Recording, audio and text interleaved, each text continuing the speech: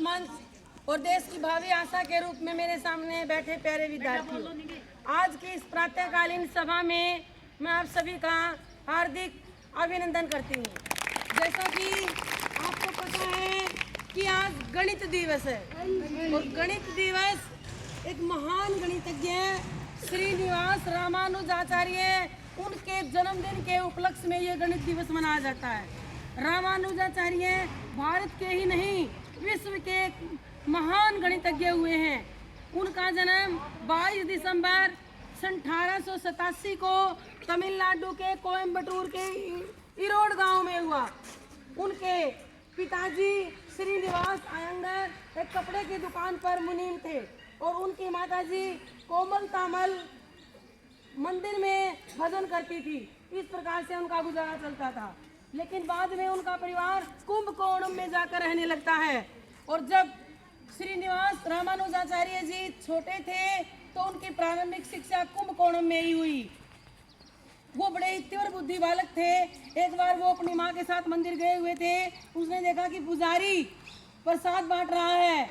उसने बड़े ध्यान से देखा, उसकी बारी आई और लेकर निकल गया। प्रसाद में क्या था? एक मिठाई थी और दूसरा कुछ चने थे। उसने वो चने गिने और देखा, तब उसने कहा, पुजारी जी मैं आपसे एक प्रार्थना करता हूँ, आपके इनके पास जितने चने हैं अगर आप इतने चने देते रहे तो 8 औरतों को चने नहीं मिलेंगे और मिठाई में 5 औरतों को नहीं मिलेगी। उन्होंने कहा कि इतना छोटा बच्चा, 5-6 साल का बच्चा ऐसी बात कर रहा है। सब ने उसको भगा दिया वहाँ से। लेकिन बाद में जब देखा ठीक वैसे ही हुआ। उतने चने बराबर सबको देने से क्या हुआ? 8 औरतों को चने नहीं मिले और 5 औरतों को मिठाई नहीं मिली। तो बड़े आश्चर्यचकित थे कि इतने छोटे बच्चे ने इतना अच्छा अंदाजा लगाया, देखकर बता दिया कि चने भी कम है और मिठाई भी कम है। तो प्यारे विद्यार्थियों, इतने तीव्र बुद्धि, कुशाग्र बुद्धि थे श्री रामानुजाचार्य जी। जब वो 5वीं कक्षा में थे तो उनका जो परीक्षा परिणाम रहा वे जिले भर में प्रथम रहे। इतने बुद्धिमान थे वो। और उनके पास जो स्लेट पर वो सवाल करते थे, गणित में उनकी बहुत रुचि थी। तो क्या होता है प्यारे विद्यार्थियों, जब वो सवाल करते हैं तो वो इस प्रकार स्लेट मिटाते थे अपनी, यहाँ इस जगह से, कोण के नीचे से। तो एक साथी ने पूछा कि तुम सारे सवाल इस पर ही क्यों करते हो और तुम्हारी कोणी देखो कैसी होगी। उसकी 1 इंच मोटी चमड़ी हो गई थी यहाँ से और उस पर से खून के धब्बे निकलने होने शुरू हो गए थे, क्योंकि वो सारा दिन सवाल करते रहते, साफ करते रहते। तब उस साथी ने कहा कि ये काम तो तुम कपड़े से भी कर सकते हो, गीला कपड़ा अपने पास रखो। तो उसने कहा कि ऐसा करने से मेरा समय बर्बाद होगा। क्या कहा? मेरा समय बर्बाद होगा। यानी वो इतने समय सारा दिन गणित के सवाल हल करते रहते थे और गणित के प्रति उनकी बड़ी रुचि थी। इसी प्रकार 10वीं कक्षा में भी उन्होंने प्रथम स्थान प्राप्त किया और फिर उनको छात्रवृत्ति मिलने लगती है। सन 1998 में जब वो हाई स्कूल में गए बेटा, वहाँ पर 10वीं पास कर ली उन्होंने। लेकिन जब वो 11वीं में आए तो क्या होता है कि उन्होंने मैथ के अलावा दूसरे किसी विषय को पढ़ा ही नहीं। उनको मैथ इतना अच्छा लगता था कि वो गणित के सवाल ही हल करते रहते थे हर समय। तो इससे क्या होता है, उनका परीक्षा परिणाम बड़ा खराब रहा और वो परीक्षा में फेल हो गई। और ये 3 बार हुआ बेटा, लेकिन उसका मन ही नहीं किया। अब बायोलॉजी के सर ने उनसे कहा, पाचन तंत्र के बारे में पूछा। उन्होंने कहा कि ये प्रश्न तो मेरे लिए अपाच्य है, मैं इसका उत्तर नहीं दे सकता, मैं तो गणित के सवाल हल करना जानता हूँ। तो इसके बाद घर वालों को भी परेशानी हुई कि ये बच्चा आगे पढ़ ही नहीं रहा, एक विषय पढ़ने से क्या फ़ायदा होगा, अगर ये सभी विषय नहीं पढ़ेगा तो पास कैसे होगा। उसकी 12वीं की परीक्षा भी पास नहीं हुई और सन 1909 में उनके घर वालों ने जानकी से उनकी शादी कर दी, जो कि 10 साल की लड़की थी। और उनके ऊपर गृहस्थी का बोझ आ जाता है और फिर उनके लिए नौकरी करना बहुत ज़रूरी था। हमारा देश उस समय स्वतंत्र था, अंग्रेज़ों का गुलाम था। देश में बहुत गरीबी और भूखमरी की समस्या थी। उनका परिवार भी बड़ा गरीब था। उसके पास इतने पैसे नहीं थे कि वो घर का गुजारा चला सके। लेकिन गणित में वो हर समय लगे रहते थे। रात को वो सोचते रहते और सुबह स्लेट पर उस सूत्र को निकाल लिया, उसका हल किया और फिर उसको कागज पर उतार दिया। तो उन्होंने क्या हुआ कि फिर किसी एक संस्था में उन्हें कलर की नौकरी मिल जाती है और वहाँ काम ज़्यादा नहीं था उनका। उसके बावजूद वो क्या करते, अपना काम भी करते ऑफिस का और साथ में अपना गणित की पुस्तक साथ रखते और वहाँ स्लेट रखते अपने सवाल ऐसे ही हल करते रहते, नौकरी करते समय भी। तो वहाँ के जो मुखिया थे श्री स्वामी अयंगर जी, उन्होंने देखा कि ये तो महान गणितज्ञ है, गणित में इसकी अभिन्न रुचि है, लेकिन हमारा भारत, हमारा देश इस बारे में नहीं जानता। तो फिर वो उसकी मदद करते हैं और वो क्या करते हैं कि उसने जो शोध पत्र लिखे थे गणित में, गणित के जो सूत्र लिखे थे, वो कैम्ब्रिज यूनिवर्सिटी के प्रोफेसर हार्डी, एक महान गणितज्ञ थे उस समय, विश्व के माने हुए, उनके पास वो शोध पत्र भेज देते हैं। वो रामानुजाचार्य को बताते हैं कि तुम ऐसे ऐसे करो।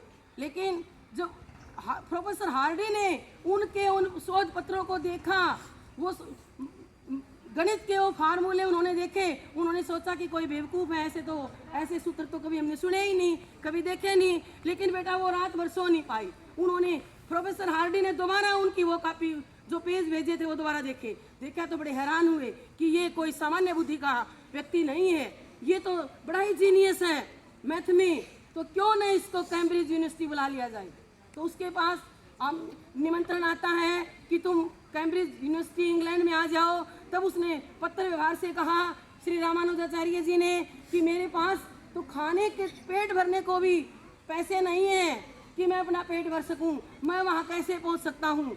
और फिर क्या होता है कि वहाँ पर श्री स्वामी अयंगर जी ने यहाँ पर उनको छात्रवृत्ति दिलवाई और जैसे तैसे उनको समझाया और फिर वो इंग्लैंड चले जाते हैं सन 1914 में। तो जब वो इंग्लैंड चले गए तो प्यारे विद्यार्थियों, उनको गणित में उनका इतना रुझान था कि उन्होंने 3900 अपने जीवन में गणित के सूत्र लिखे।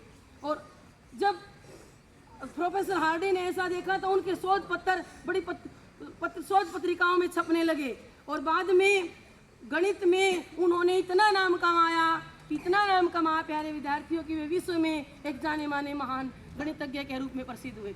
वहाँ की रॉयल ऑफ सोसाइटी थी, वहाँ का उनको फेलो चुन लिया जाता है। और एक अश्वेत प्राणी के लिए, यानी एक स्वतंत्र देश का सामान्य से व्यक्ति के लिए वो बहुत बड़ी उपलब्धि थी। लेकिन वहाँ का जो वातावरण था वो उनको रास नहीं आया, क्योंकि इंग्लैंड में सर्दी ज़्यादा थी और हमारे जो श्री रामानुजाचार्य जी थे वो शाकाहारी थे, वो खुद अपना भोजन पकाते थे और खुद खाते थे। उन्हें विश्वास नहीं था, उनको ये था कि ऐसा ना हो कि इस भोजन में कोई मिलावट कर दे किसी प्रकार की, क्योंकि वो शुद्ध शाकाहारी थे, ब्राह्मण जाति थे।